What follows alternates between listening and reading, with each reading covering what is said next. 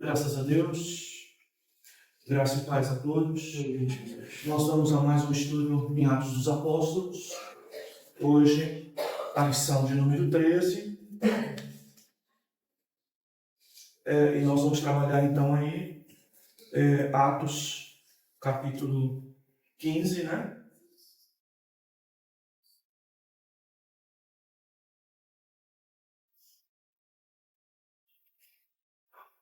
Verso 30 até o 41 de Atos 15, e depois Atos 16, do 1 ao 6. Bem, só para sintonizar os irmãos, vou repetir a informação, tá? A lição bíblica, ela não oferece um comentário de versículo por versículo. Ela vai trabalhando aquilo que o autor, né, o escritor, entende de assuntos mais relevantes, e ela vai pulando outros, tá? E nós estamos aqui num trecho que vamos falar hoje que a lição não aborda, tá bom, queridos? Mas como é o nosso compromisso trabalhar versículo por versículo, então nós vamos encaixar isso, tá? De maneira nós não termos omissão de nenhum texto, tá? Nenhum dos versículos bíblicos, tá bom? Bem, queridos, nós falamos então na semana passada, foi razão de algumas conversas, né? De alguns questionamentos dos irmãos, com relação ao que foi tratado na semana passada, né, queridos? Eu espero que a igreja não apague tão cedo da memória aquilo que foi falado na escola bíblica de domingo passado, quando falamos da advertência de Paulo aos irmãos que estavam se ajuntando à igreja, se juntando à igreja, vindo do mundo pagão, do mundo gentil, aonde tinham práticas, tá, irmãos, que à luz da palavra, mesmo à luz do Antigo Testamento, eram totalmente reprovadas, que era uma vida despreocupada com a santidade em todos os aspectos, tá? Inclusive coisas do dia a dia, como Paulo trata, que é a questão da alimentação, né? A questão dietética, né? Que nós vemos no Antigo Testamento, na lei de Moisés, toda uma orientação àquilo que se come, tá? Não como meio de salvação, mas como uma consequência natural de pessoas bem orientadas, bem instruídas, tá bom, queridos? Bem, digamos assim, disciplinadas pela palavra, tá, queridos? Essa palavra, disciplinar, é muito importante que nós venhamos a reconhecê-la como algo importante, como marca registrada da vida de um crente, tá, irmãos? O crente deve ter uma vida disciplinada, todos os aspectos, tá? O crente deve ser o melhor exemplo de alguém que cumpre horários. O crente deve ser o melhor exemplo de alguém que aprende a comer, tá? Que sabe o que come, que sabe o que faz bem e o que não faz, tá? O crente numa vida disciplinada tem que ser o melhor exemplo de higiene, o melhor exemplo, tá, queridos, de uso de vestimentas, o melhor exemplo no sentido do perigo que representa o álcool ou a bebida alcoólatra, né? Todas essas coisas, tá, irmãos, tem a ver com vida disciplinada. E quando Deus quis formar o seu povo, tá, e formou o seu povo, ele deu orientações para que o povo da época, com talvez muitas restrições até em área de saúde, tivesse uma vida saudável. É uma das coisas que nós menos nos preocupamos, queridos. Nós vamos nos preocupar com saúde, higiene, questão ligada, né, até a preocupações preventivas, tá? Quando a idade chega ou quando eventualmente a gente começa a ter alguns tipos de problema, tá? De saúde, por exemplo, tá? Veja, uma das áreas em que mais nós temos que ter disciplina, irmãos, por exemplo, é a área da mente.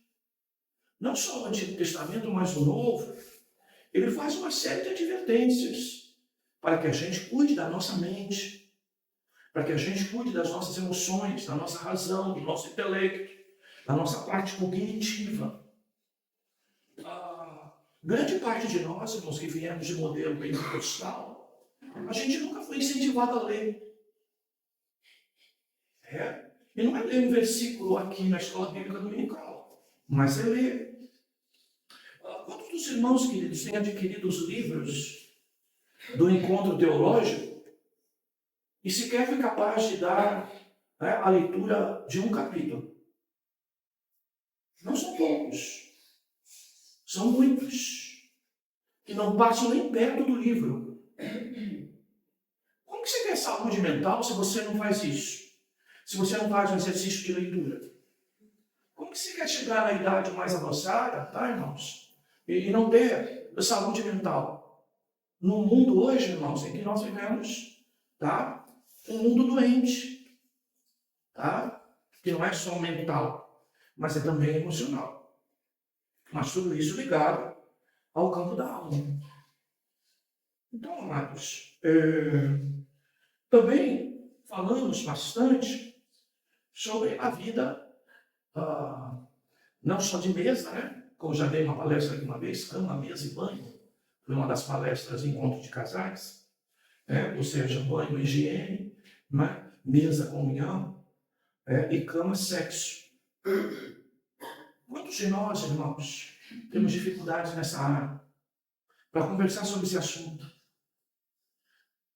Que pais, bem advertido pela palavra, hoje não pega o pai, o homem, o seu filho adolescente, e conversa com ele sobre o mundo do jeito que está, e a tendência forte do homossexualismo.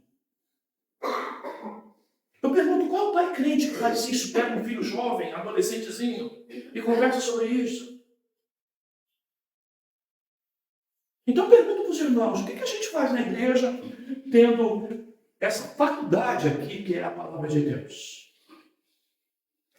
Depois a gente reclama, não é? Quando o problema bate na nossa porta, não, hoje o problema não bate, o problema invade nossa porta, não é?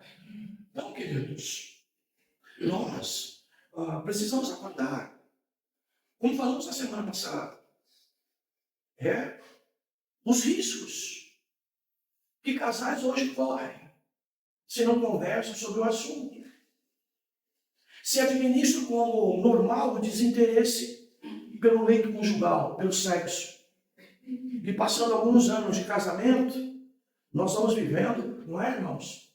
Essa frieza de carinho, de amor, e diria até de paixão que muitos casais apresentam depois de um certo tempo. É sério isso, queridos.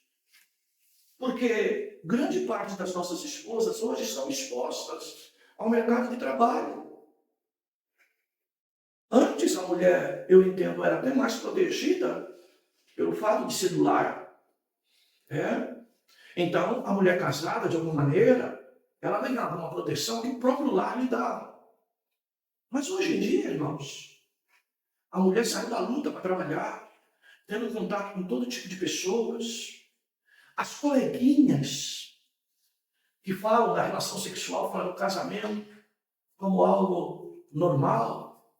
As coleguinhas que falam que é melhor não ter marido, que é a marca hoje da nossa sociedade. Como que fica a nossa casa se a gente não tiver conversa mais próxima, mais carinhosa? Se a gente não aprender a fazer galanteios à esposa, mesmo depois de algum tempo? Como que faz, queridos? Como eu costumo dizer, feliz é o homem que a mulher está em casa, cuidando só da casa e dos filhos. Esse é o feliz. Porque esse é o padrão bíblico, inclusive. Tá, queridos? A mulher de Provérbios 31 trabalhava em casa. Tá? Então, hoje nós temos uma estrutura de mundo mais difícil. Tá, irmãos? Hoje, irmãos, tá? Nós queremos justificar pecado com carência. A gente quer justificar pecado, né, irmãos? Principalmente nessa área Porque estamos vivendo um momento difícil. E vamos esquecendo até das nossas convicções. Tá, queridos? E vamos vivendo realidades como essa. Tá? Nos pagamos. Então, irmãos, para recuperar casamento, a gente não precisa de uma noite no hotel. Nós não precisamos de estímulos externos. Nós precisamos de orar juntos, os casais, de conversar um com o outro, tá, irmãos? E procurar ser útil um ao outro, como diz o texto de 1 Coríntios 7. Tá? De que a mulher deve agradar o homem deve agradar a mulher. É vice-versa. E ele está falando exatamente a priori nessa área. Se nós não acordarmos, irmãos, a gente começa a, eventualmente, a pensar como o mundo. E depois, viver como o mundo. Como eu costumo dizer, né? Conversa de crente que não sabe o que é ser crente, porque na boca dele está a conversa, separação, divórcio. Você não é crente, filho. Como diz lá o pastorzinho lá. Você não é crente, não. Ora, se Deus abomina, como que você, em cada situação difícil, a conversa é essa? Não tem essa conversa, queridos. Não tem essa conversa. Eu falo isso muito tranquilo, né, irmãos? Porque mesmo depois de ser traído, eu fiquei 2 anos correndo atrás da esposa para ela voltar. Por traição, não foi outra razão, não. Então, queridos, eu falo isso tranquilo, sabe, irmãos? Porque eu penso que dei algum exemplo nessa área, pelo menos, não é? De esperar a reconstrução, não é? Do meu casamento. Bem, eu permaneço hoje só porque Deus que quis. Eu não quis isso. Mas eu sei que foi Deus que quis. E até pela doutrina que hoje nós entendemos correta, eu entendo de que Deus fechou portas para mim porque queria exatamente assim. Para ser exemplo, para dizer para a igreja que casamento é um só. Um só. Se alguém teve outra experiência, desculpe, tá, irmãos? São exceções. A regra bíblica é um só. É até que Deus separe. Mas a igreja de hoje, irmãos, ela está se perdendo nisso. Tá, queridos? A igreja de hoje acredita. A irmã no príncipe encantado. O irmão, não é? Sei lá, na Cinderela. Não existe isso. Existem 2 pessoas imperfeitas, pecadoras, e que tementes a Deus e a sua palavra vão lutar uma vida inteira para manter sua vida familiar e seu casamento, não é? Atuante. Tá, queridos? Então, a palavra da semana passada, nos falando, não é? Sobre a prostituição, por exemplo, ela é muito perigosa, irmãos. Como eu disse aos irmãos, por mais discreto que eu seja, eu repito o que falei na quarta-feira. Tem gente dentro da igreja com semblante caído. Alá Caim, com semblante caído. E não sei o que está esperando para mudar a direção. Não sei o que está esperando. Não sei. Mas tem gente aqui com semblante caído. Isso é muito sério, meus amados. Isso é muito sério, porque eu pergunto mais uma vez: cadê as nossas convicções? E cadê o nosso temor a Deus? Então, meus amados, é hora, irmãos, da gente viver a Bíblia com inteligência. É desejo de Deus quando diz: eu vim para que tenham vida e vida com abundância. Essa abundância aí não está relacionada à sua eternidade, não. Está relacionada à vida atual. E a vida cristã, ela deve ser exercida com sabedoria, irmãos. Quantos de nós, irmãos, não tivemos orientação? Quantos de nós viemos de igrejas, né, irmãos, que não nos ofereceram orientação? Quantas decisões precipitadas, vou dizer assim, nós tomamos na vida? E depois a gente não quer acabar com a consequência. Não. Vou me manter assim, vou fazer assim, né? Porque o que aconteceu comigo foi um acidente, foi uma tragédia. E aí quer corrigir o quê? Vivendo fora da palavra. Então, queridos, nós precisamos acordar e entender que o Evangelho vai nos levar a ter uma vida disciplinada. Tá? Nós vamos ser cuidadosos com as coisas mais simples do nosso dia a dia. Como eu costumo dizer, se crente não for o melhor profissional que a empresa tem, é o crente, de crente ele não tem nada. É o crente que vai cumprir com suas obrigações na empresa que trabalha, que vai chegar no horário. É o crente. Eu lembro quando fui RH na Ribasa, celulose e papel, já contei isso para os irmãos, muitas das vezes eu chegava no ônibus, não é? Eu ficava na portaria, esperando as pessoas entrarem para o horário geralmente administrativo. Às vezes eu chegava às 6 horas, horário de turno, para pegar o pessoal de turno. Eu ficava na portaria. Irmãos, uma empresa que tinha picos enormes de acidente de trabalho. Eu comecei a fazer isso quando assumi a empresa. Já na porta eu mandava ir para a minha sala, vai para o departamento pessoal. Vai lá, aguarda lá no RH que eu vou conversar com você. Porque, irmãos, o bom dia que a pessoa dava, ela já mostrava pelo hálito que estava embriagada. O cheiro de álcool na boca é impressionante, é lógico. Vai para uma fábrica de 1914, com máquinas antigas, perigosas. Qual a tendência? Acidente de trabalho. Tá, irmãos? Irmãos, situações de crente, às vezes. Não qual, digamos assim, eu não lembro agora de algum caso preciso, mas eu lembro de que se o povo do ADM saía 17 horas, 15 para as 5 eles estavam trocados, fazendo uma fila no cartão do ponto para dar a hora de bater o cartão para sair. Eu pegava os crentes assim pela mão e tirava da fila. Vai voltar lá por um macacão, senão eu vou pegar testemunha aqui e vou te dar justa causa. Esse modelo de crente mesmo que está no mundo, olha, nós estamos falando, né? Isso deve ter o quê? 30 anos, um pouco mais. Imagina hoje.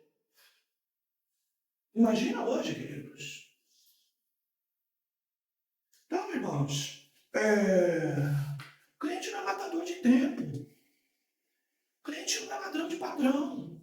Isso é roubar patrão. Não é se falar tanto mal de patrão, mas isso é roubar patrão. Então, queridos, essas coisas é que a gente tem dificuldade de lidar, porque nós temos que ser exemplos disso. Ser exemplos disso. Então, queridos, é hora da gente acordar, porque nós estamos vivendo até essa realidade pós-moderna, que é o nosso encontro teológico de amanhã, que é uma coisa assim muito séria. A gente senta para conversar com um jovem, tá, irmãos? A gente fica admirado, como a nossa cabeça é uma e a cabeça dele é outra. Mas a distância é tão grande, e ao longo da história a gente nunca teve isso. E eu vou falar de novo para os irmãos, que é muita soberba, muita prepotência, sabe por quê? Primeira vez na história do mundo em que os filhos têm um QI, coeficiente de inteligência, menor do que os pais. E eles estão se achando os todos, né? Inteligência artificial, os próprios. Mas é a área médica, é a neurociência que está dizendo isso. A primeira vez na história em que os filhos têm o QI, a capacidade de inteligência menor do que os pais. É sério isso. Então, meus amados, a gente precisa acordar. A gente precisa acordar para essa realidade. E nós, como crentes, irmãos, nós não podemos cair nos mesmos enganos, primeiro, dos ímpios. Segundo, de igreja que não ensina. Porque, como eu costumo dizer, para alguns de nós, era melhor estar na igreja que não ensinava nada. E pelo menos a gente poderia falar que era ignorante com relação a determinadas coisas. Mas numa igreja como a nossa, a gente fica indesculpável, como diz Paulo aos Romanos.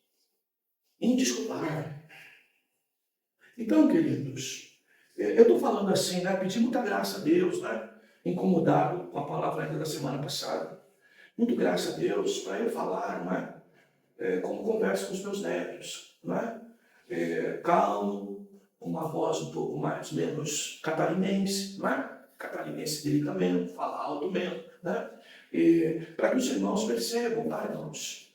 Que primeiro é algo que não é a razão motivada por qualquer problema específico, é o quanto a palavra da semana passada nos incomodou, tá, queridos? Nos incomodou. Infelizmente, irmãos, muito crente dentro da igreja, em adultério, muito crente dentro da igreja, em fornicação. Tá? Muitos maridos, principalmente dentro da igreja, envolvidos com pornografia. Essa é a realidade da igreja de hoje. O livro mesmo vai dizer que nós estamos vivendo um mundo pós-moderno e pós-cristão. E a grande pergunta é, será que algum dia fomos para sermos pós? Então, queridos, fica aqui o nosso alerta à igreja do Senhor, a qual eu também faço parte. Do cuidado que a gente tem que ter, tá? Que nós temos que voltar às nossas bases bíblicas. Que nós temos que tomar cuidado com o facilismo que há hoje, com a facilidade que existe hoje. Como eu costumo dizer, às vezes até me coloco bem antipático para não criar algumas situações perigosas para mim.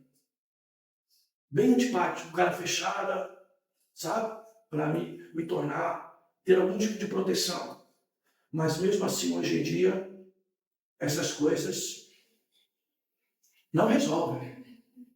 Porque o abuso hoje, não é? Eu não levo em conta, inclusive, uma cara fechada. Então, meus amados, nós vivemos uma época, né, queridos, em que a moça, ou a irmã, ou a mulher, até caía em conversa de homem, mas tudo que ela queria é que aquele homem casasse com ela. Hoje em dia, tudo que ela não quer é casar. É o mundo de hoje. Como eu costumo dizer, no tempo passado, quem protegia lar, casamento, irmãos, era a mulher. Eu lembro do padrão do meu pai. Não era mulherengo, mas bebia muito. Fui agressivo com a minha mãe muitas das vezes. Minha mãe, várias vezes, foi em bar buscar ele junto com nós filhos para carregar ele para dentro de casa. Ele estava lá jogando, tanto beber. Que a minha mãe tinha que lavar a roupa para fora, mesmo já em idade avançada, né? Para recompor, né? O orçamento doméstico, mesmo sem saúde. Homem que não dava valor nenhum à mulher. Mas hoje as coisas estão muito feias, queridos. Muito feias. E cabe a nós sermos os irmãos, a igreja de Jesus, diferenciada. Tá, queridos? Diferenciada. Cabe a nós. Porque hoje não há diferença. Hoje estão pisando na igreja. O sal deixou de salgar e está sendo pisado pelos homens. Não sei se vocês viram a declaração, não é? De uma pessoa que deve ter sua influência no meio da juventude, apesar dela, acho que já está perto dos 40, né? O que a Luana Piovani falou essa semana, esses dias, porque tem destaque até nos blogs evangélicos, o desprezo. Tá? Para ela e para a geração dela, para o modelo dela, se existe alguém desprezível no mundo de hoje, são os evangélicos. É o que o mundo pensa de nós. E mais, ela faz na referência, está pensando que são crentes da época da minha avó, ali, sério. São não. A avó dela era crente, ela dá testemunho da avó como uma crente boa. E hoje? Bem, amados, eu não estou falando para a igreja lá de fora, não, tá? Eu estou falando para nós aqui. Falando para nós aqui. Eu estou falando que para nós aqui não tem desculpa. Porque até palavras em que, como eu já disse para os irmãos, nós estamos estudando um texto, um livro inteiro, versículo por versículo, para não ficar essa do pastor, pega isso aqui que é bom, pega aquilo ali que é bom, pega aquilo ali que dá dízimo, pega aquilo ali que dá oferta, pega aquilo ali que dá alegria. Pega... Não! A gente vai versículo por versículo, de maneira continuada. E enfrentamos realidades como essa da semana passada. Então, queridos, é hora da gente acordar, né? Eu vou repetir então o verso 29, que é a razão no meu comentário aqui, da aula passada, né? Então, é Atos 15, 29. Vou ler o 28 também. Porque pareceu bem ao Espírito Santo e a nós não vos impor mais encargo além dessas coisas necessárias, que vos abstenhais da carne de animais sacrificada aos ídolos, do sangue, da carne de animais sufocados e da imoralidade sexual. Fareis bem se vos guardardes dessas coisas. Amém, queridos. Vamos então hoje ao texto que lemos. 30, né? 30. E tendo se despedido, desceram para Antioquia, depois de reunir a assembleia, entregaram a carta. E quando a leram, alegraram-se pelo ânimo recebido. Em seguida, Judas e Silas, que também eram profetas, exortaram os irmãos com muitas palavras e os fortaleceram. E tendo se demorado ali algum tempo, partiram com a bênção dos irmãos, a fim de retornar aos que haviam enviado. Mas Silas achou melhor permanecer ali. Paulo e Barnabé demoraram-se durante algum tempo em Antioquia, ensinando e pregando a palavra do Senhor, juntamente com muitos outros. Bem, queridos, vejam, essa carta que foi entregue é então a carta onde aquilo que foi decidido na Assembleia foi feito um documento para apresentar aos irmãos de toda a igreja. Como eu disse aqui, uma ideia ecumênica, não de todas as religiões, mas ecumênica da igreja em todos os lugares. Tá? Então, se define, primeiro, na carta 1, de que gentio não precisava se circuncisar, porque para ser discípulo no cristianismo, para ser cristão. Primeira coisa. E segunda coisa, essas necessidades que lemos no verso 29. Tá?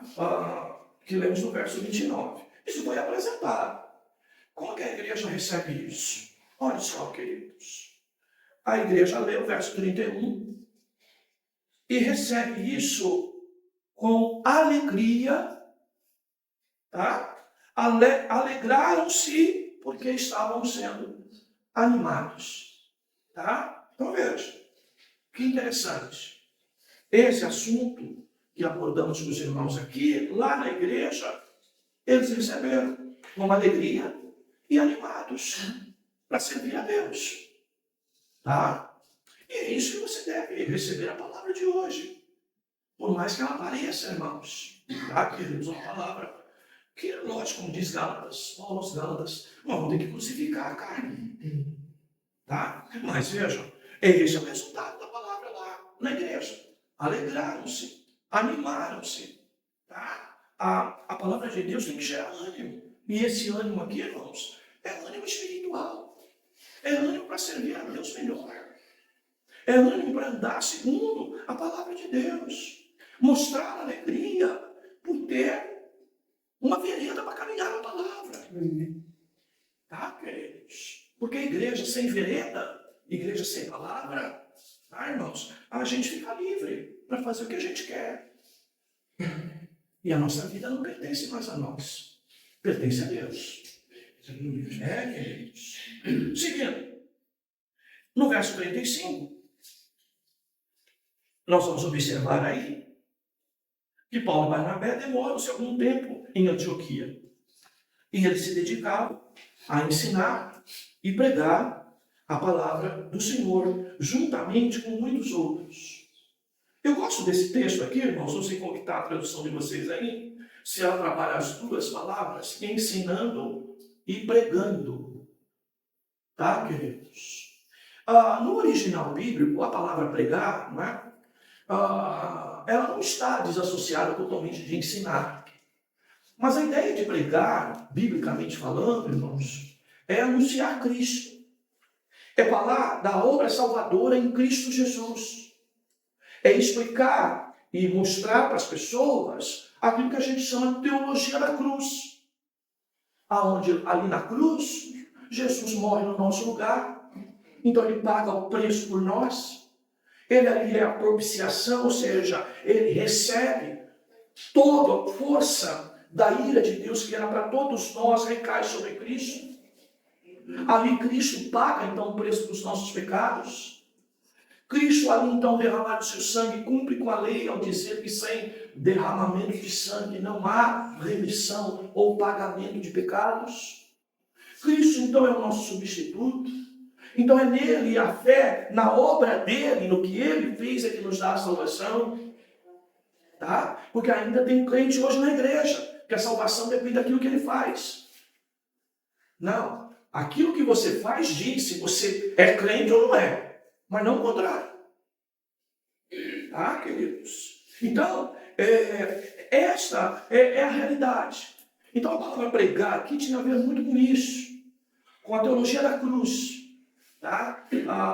Até porque, irmãos, no princípio, o judeu estava, grande parte da igreja é de origem judaica, aqui na igreja primitiva, até pelo menos a primeira viagem missionária de Paulo, a ênfase maior é para judeus.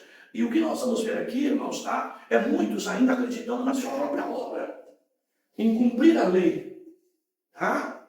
E se convencer que ninguém era capaz de cumprir com a lei, tá, irmãos? Era algo difícil, tá? Porque os líderes estavam com consciência cauterizada. E a multidão de judeus, ela era manipulada por esses líderes. Então se cobrava da multidão o que pastor, digamos, não fazia. Tá, queridos? E tudo isso com ênfase salvífica. Tá? Então, aqui então, a palavra pregar tem a ver com isso, anunciar a Cristo, principalmente sua obra salvadora, que a gente chama de teologia da cruz. Tá, queridos? E segundo, o que eles faziam é ensinar. A ensinar, então, irmãos, é algo de profundidade, tem a ver com aquilo que a gente chama de discipulado, que o crente que reconheceu sua condição de pecador, sua necessidade de Cristo, que não há outra opção para ele, a não ser Cristo, crer no que Cristo fez para ter a justiça de Deus, para a vida eterna, tá, queridos? Ele agora, então, vai mergulhar para conhecer melhor as coisas de Deus, a vida com Deus. Aí ele vai aprender detalhes sobre a natureza de Deus, detalhes sobre a natureza de Cristo, detalhes sobre a natureza do Espírito Santo, detalhes sobre as profecias futuras, não é? E toda a gama de doutrinas fundamentais, principalmente. Tá, amados? Então, eu penso que essa distinção vale a pena ainda nós fazermos. Tá? Bem, queridos, ainda essa semana, ou semana anterior, eu li lá no grupo alguma coisa, né? Às vezes eu evito comentar, tá? Mostrando meio a polêmica lá, e também às vezes não trazendo um desconforto, né? Mas vejam, queridos, tem surgido alguns pregadores recentes, alguns pastores, né? Entre eles, tem pregadores que os irmãos aqui acompanham, até por orientação nossa, e que tem falado muito de evangelização, de evangelismo, tá? Quem evangeliza está pregando. Uma pessoa ou duas, ou para um grupo pequeno, mas está pregando. Por quê? Tem que falar da teologia da cruz. Se a pessoa não é salva, precisa conhecer a teologia da cruz. É ela que vai salvar, tá? Mas o que nós temos visto hoje, irmãos, ainda muitos irmãos se apegando no fato da igreja evangélica de maneira geral, tá, irmãos? Não é só a nossa isso hoje. Já foi alguma coisa bem isolada nossa. Mas hoje isso é muito geral, tá? A evangelização porta em porta, na rua, nas praças. Ela deu espaço, irmãos, há um modelo de comunicação hoje mais atual. Tá, queridos? Nós não devemos deixar de fazê-lo. Tem folheto aí, tá? E sempre que eu digo, os irmãos, sempre disse aqui que o folheto está aí para quem voluntariamente quiser fazer evangelização. Tá? Como tem acontecido. Tá? Bem, recentemente mesmo, o irmão Daniel e o irmão Uri fizeram aqui as ruas da igreja aqui. Você não sabe. Porque não é para dar ibope. Mas os irmãos fizeram aqui. Tá? Então, essas coisas que é a voluntariedade do crente. Nos primeiros meses, né, que a gente trouxe folheto e deixou aí disponível, os folhetos voavam. Não levava para o comércio, não levava para outro lugar, não levava para sua casa, para a família, não é? Mantinha na bolsa para quando precisar dar um folheto. Às vezes não dá tempo de falar, você dá um folheto. Mas hoje, irmãos, o mecanismo principal de comunicação, irmãos, são redes sociais. Pelo amor de Deus, irmão, a gente não pode ficar, tá, amados, eternamente achando que é um folheto, tá? Que é um mecanismo que não muda. Meios de falar o evangelho mudam. O que não muda é o conteúdo do evangelho. Tá? Então, às vezes, irmãos, é um versículo que você coloca, que um parente vai ler lá no teu status, que vai ler lá no grupo da tua família. É um versículo. Você não precisa estar escrevendo algo pessoal se você acha que não tem capacidade para isso. É um versículo. Mas que dificuldade. Então nós temos, irmãos, que nos atualizar. É óbvio que nós somos uma igreja envelhecida hoje. A gente até ora para Deus mandar pessoas mais jovens. Eu não estou dizendo só solteiro, estou dizendo pessoas jovens. Que dê outro ânimo, que dê outro pique. Vocês pensam que eu não fico preocupado com isso? Me preocupa, irmãos. Tá? Se a gente fizer um raio-x hoje da igreja, de hoje, em 15 anos, 20 anos, ela não subsiste. E nós não temos gente dessa idade aqui para chegar lá. Tá? Bem, mas isso é leitura de pastor, de quem tem a responsabilidade de dirigir uma obra, né, queridos? Mas, vejam, amados, nós precisamos acordar. Leve o folheto. Peça livro, peça a Bíblia. Tem Bíblia até de evangelização aí. Se você quer dar um estudo para alguém, na sua casa, na casa da pessoa. Mas não venha dizer, tá, queridos, que é preciso que eu saia da rua da igreja hoje e é folhetinho na mão. Isso era nos anos 70, 80, 90, 2000. 2026, queridos, a gente pode até fazer. É importante, é oportuno ter um folheto na mão para dar para alguém. Porém, meus amados, a gente precisa progredir em termos de comunicação. Tá, queridos? Então eu fico admirado, irmãos, de irmãos que conseguem até compartilhar a mensagem de outros pastores, mas na igreja não faz isso. Eu fico perguntando, será que não gosta da palavra aqui? Não, mas se não gostasse, não estava mais aqui. Ou está aqui por outras razões. Eu pergunto isso para Deus às vezes, nas minhas orações. Ou será que está aqui por outras razões?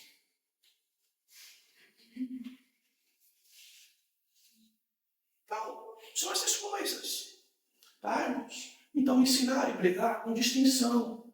E aproveitando até essa palavra para dizer aos irmãos, tá? Que as redes sociais, ela deve estar a esse serviço. Bem, irmãos, eu colocava coisa que incomodava muito. Como a pessoa não tem capacidade de argumentação, ela faz uma denúncia, como diz o nosso irmão Carlos aí, que é especialista em mídia. Pastor, YouTube, Instagram, eles não pesquisam nada, eles têm o mundo inteiro da rede. Teve uma denúncia, a pessoa liga para outra pessoa, manda denunciar, teve duas, acabou. É a história do André Fernandes, né? Vocês lembram, né? Lembra aí do... Você era vereador, né? André Fernandes, policial. Agora, quem denunciou ele, né? Que ele violentou, que ele organizou um bocado de coisa para destruir uma moça, outra mulher. Agora, diante de novas provas, a mesma mulher está dizendo que mentiu.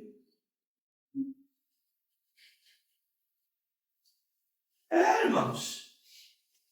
Por isso que a mulher que faz papel de coitadinha para mim hoje em dia está perdida. Porque não leva muito a sério não, tá, queridos? Foi-se o tempo que o homem era cruel mesmo, mas hoje em dia a crueldade está do outro lado. Há uma tendência do mundo, irmãos, a eliminar homem que decide, que banca uma casa, sabe? Que toma frente. E como eu costumo dizer, quando bate meia-noite no portão, querida, vai lá ver quem é. Esse homem não é o homem do meu tempo. Quem vai lá levantar no portão e vai lá no portão meia-noite abrir, ver quem é o homem. Mas grande parte das mulheres não quer esse homem. Elas são fortes. Elas são poderosas. Queridinho, fica aí no seu sofá, no teu controle remoto, que eu vou lá. Tudo invertido, queridos. Acorda. Essa é a realidade. Para não me chamar de truculento. Mas na minha casa quem defende sou eu. Quem sabe onde tem alguém frágil e eu vou ter que ser firme, sou eu. É? Aí se não quiser a liderança desse tipo de homem, tudo bem. Aí não seja crente, seja feminista e pronto. 36.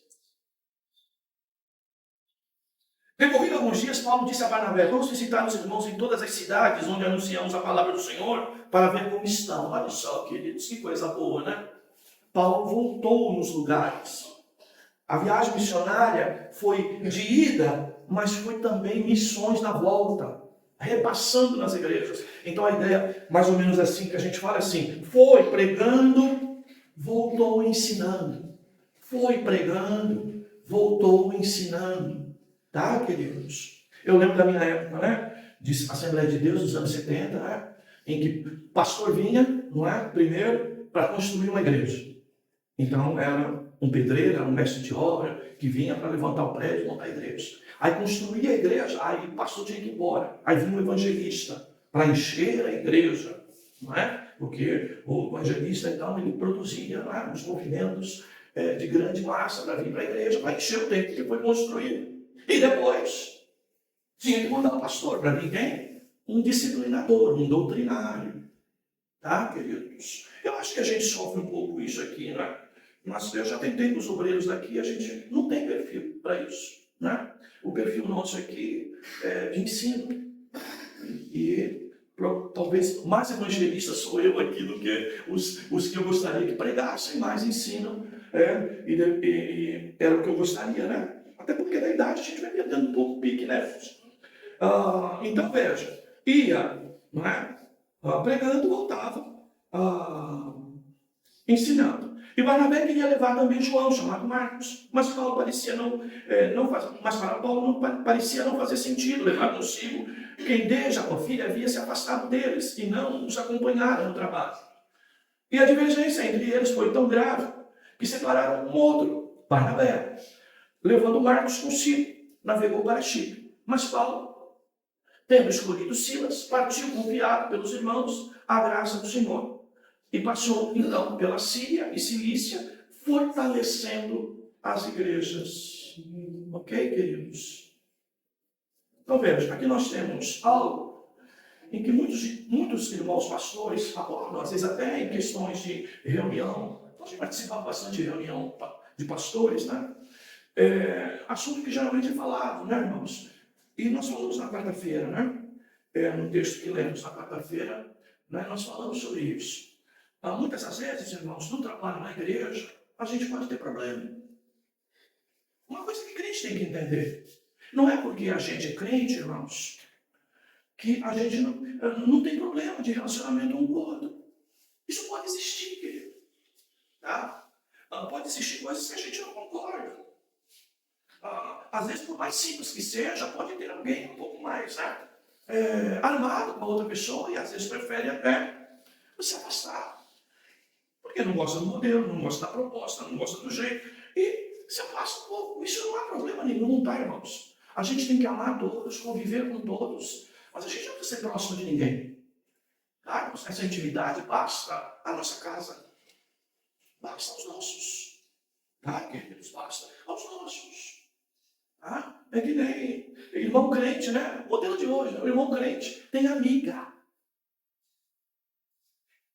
tem amiguinha. Tu não sabe que esse crente vai à Bíblia. A Bíblia diz que no mesmo caminho não dá certo uma donzela, uma mulher e um homem. É o que a Bíblia diz. É esse negócio. Por quê, irmãos? Se for homem de verdade, mulher de verdade.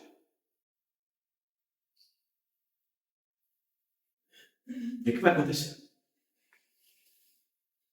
Por isso que eu digo aos irmãos, né? O princípio da sabedoria é se desviar da aparência do mal. Não é do mal, é da aparência, daquilo que parece. Então, queridos, mas às vezes não dá certo. Como você vê os irmãos aqui. Outra coisa que o texto também vai dizer para alguém ainda que é um pouco, digamos, preocupado com essa situação. Você vê aqui os irmãos andando com irmãos. Obreiros andando com obreiros. Tá? Você vê Paulo, itinerante, não andando sozinho, andando com outro irmão. Mas não essa carga que querem colocar em nós muitas das vezes. Como que eu vou para a igreja lá se o pastor não tem mulher? Como que eu vou congregar lá se o pastor não é sozinho? É melhor para esses que o pastor divorciado case 2, 3, 4, 5 vezes. Aí está tudo bem para ele. Mas na igreja primitiva não tem isso, irmãos. Cadê a esposa desses homens? Se tem, está em casa. Quem está fazendo a obra? Os irmãos. Paulo mesmo não tinha mulher. Não tinha ministério feminino na casa de Paulo. Quer rasgar a Bíblia e tirar Paulo da Bíblia? Tira. Mas tem gente que tem dificuldade assim, aceitar o pastor por causa disso, irmãos. Outro dia eu estava na casa do irmão Ferraris. A conversa começou, eu pedi licença para o irmão e fui embora. Porque, desculpe, tá, irmãos? Eu não jogo mais pérolas aos porcos. O dia que eu acreditar que não vale a pena mais ensinar e pregar aqui, irmãos, desculpe, tá, irmãos? Eu vou embora. Porque se a gente não acreditar na capacidade de aprendizado dos irmãos e no desejo de aprender, não vale a pena. A gente se impor aqui não vale a pena. Já fiz isso, tá, queridos? Mas já me converti nessa área. Comigo agora quer, não quer. Ninguém está forçando ninguém. E aqui os irmãos se separam. Mas não se separam, irmãos, com inimizade. Não se separam por causa de doutrina que um acreditava e o outro não acreditava. Não. E isso pode acontecer no meio de nós. Da gente ter dificuldade dos irmãos. Qual é o nosso papel? Amar, perdoar, suportar. Mas a gente não precisa conviver numa intimidade tal, como eu costumo dizer, não é? Dos porcos espinhos. Não é? Que no frio começaram a se juntar. E aí um matou o outro pelo espinho. Aí tiveram que encontrar um caminho, não muito próximo, mas não a ponto de um espinho, não é? Pegar o outro. Tá bem? Vai conviver comigo 24 horas para você ver se você suporta. Não suporta meia hora. Ai, queridos. Então, queridos, aí o 16 para a gente encerrar. E chegou também a Derbe e Listra, havia ali um discípulo chamado Timóteo, filho de uma judia crente, mas de pai grego. E os irmãos em Listra e Icônio davam bom testemunho dele. Paulo queria que ele o acompanhasse, tomou então e o circuncidou. Aí vem a grande pergunta. É um texto que ninguém aborda, ou grande parte das pessoas não aborda, mas até pula. Por causa dos judeus que viviam na região. Porque todos sabiam que seu pai era grego. Então veja aqui. Paulo está contradizendo, porque ele participou de Atos 15, dizendo que não precisava circuncidar.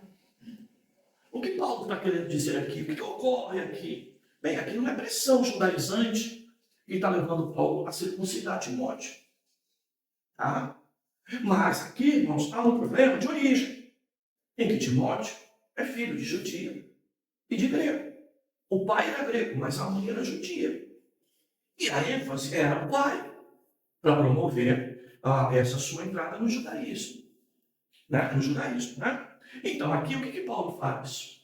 Paulo aqui, então, faz o que está lá em Gálatas, né? Gálatas 2:3, vamos lá rapidinho. Gálatas 2:3.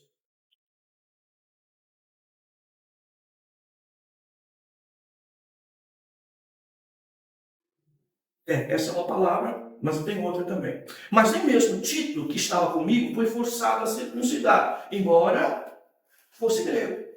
Então veja o que Paulo faz com Timóteo é orientar ele à circuncisão. A Tito, Paulo já não faz isso. Porque Tito era inteiramente grego, de origem gentílica, tá? E Paulo não faz isso com ele. E esse é o grande exemplo bíblico de que Paulo aplica Atos 15. Com relação ao nosso irmão aí, tá? Vamos ler 1 Coríntios 9.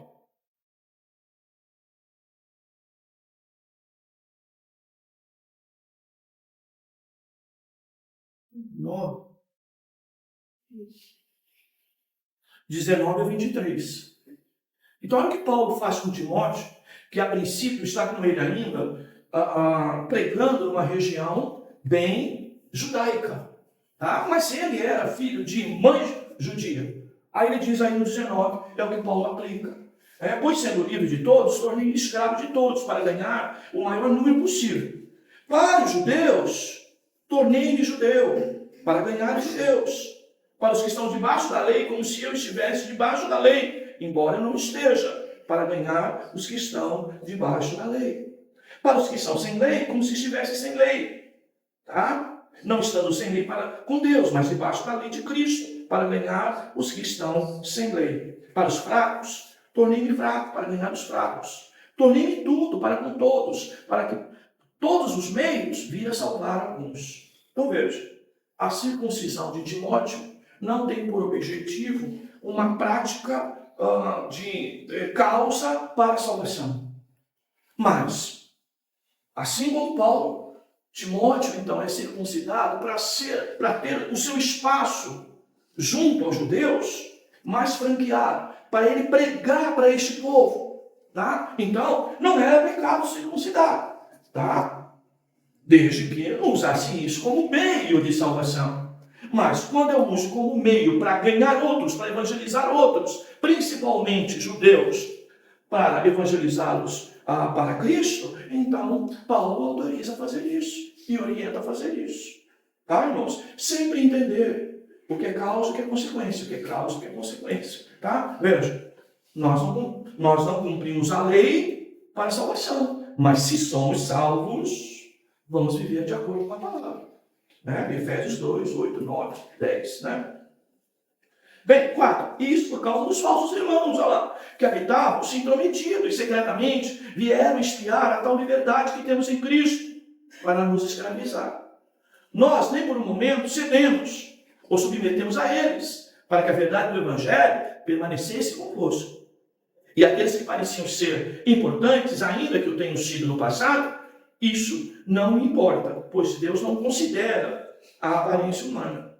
Esses que pareciam ser importantes, nada me acrescentaram. Tá bem, queridos? Então é isso. Veja, a causa e razão para a circuncisão de Timóteo é para que Timóteo tivesse o caminho mais livre, estivesse fora das críticas dos próprios judaizantes e ele pudesse pregar tranquilamente, livremente em meio dos judeus. Tá? Porque foi circuncidado, então os judeus não aceitavam. Tá? Mas não isso para efeito de salvação em Timóteo, mas simplesmente como uma forma de evangelização. Tá bom, queridos?